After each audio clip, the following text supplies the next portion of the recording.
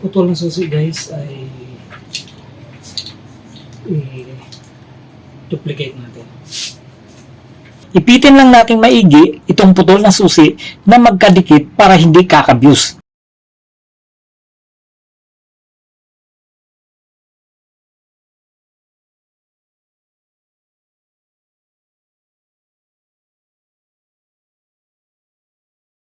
Ipitin ang bagong susi na kukopyahin. I-align lang natin maigi. Ang alignment natin ay doon sa dulo ng putol na susi. Ikat na natin ito. Ulitin uli ang pagkat para sure.